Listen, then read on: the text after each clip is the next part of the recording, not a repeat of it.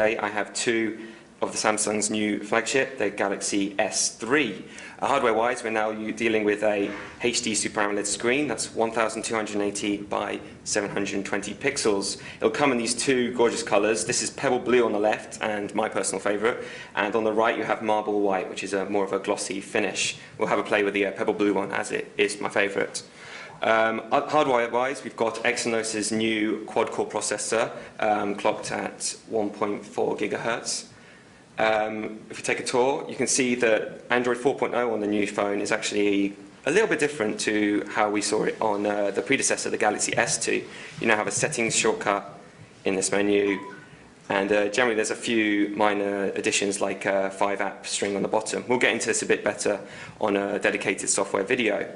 Taking a tour of the rest of the hardware, the phone is now very thin. Compared to the S2, there's now no chin whatsoever. In fact, the deepest part of the phone is actually the center. On the left side, you'll have the volume rocker, and as we tour around to the top, you'll get the headphone socket and a little tab to access the back panel. It's a removable battery here and a micro SD card slot. The phone itself takes a micro SIM. On this final edge, you just get the power that also toggles the screen on and off standby.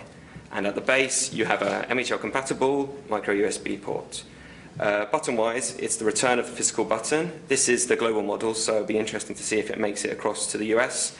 And two capacitive buttons are flanking it. They actually all but disappear when you turn them off. It's a very nice little touch.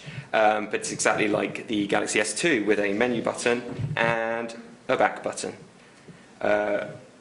If we whiz around, you can really see that Exynos processor really does its job well. If we open up the browser, you'll see, yeah, it's fast, and pinch to zoom really kind of pops out at you when you're using it.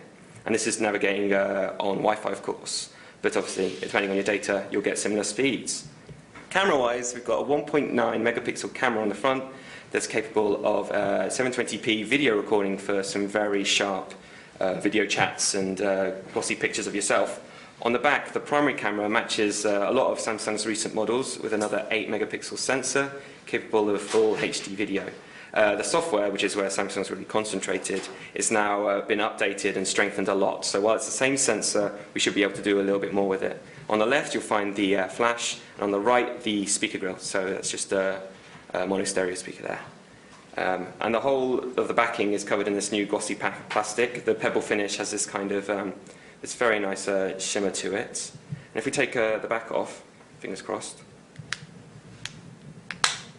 you'll have to see it has a very nice 2100 milliamp battery with access there for a micro SD card and the micro SIM.